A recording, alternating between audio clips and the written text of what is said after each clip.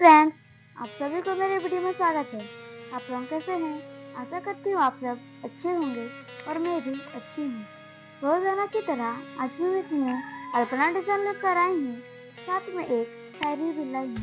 चलिए शायरी शुरू करते हैं। आसमान भी पिघल जाते जब विदाई दुल्हन की होती है। आसमान भी पिघल जाते जब विदाई दुल्हन की होती है। लगाकर मेहंदी जब दुल्हन दूल्हे के संग जाती है, दिल में खुशी और आंख में आंसू आ जाती है। बातों बातों में सब कह दिया, कभी शायरी तो कभी अल्पना बना लिया।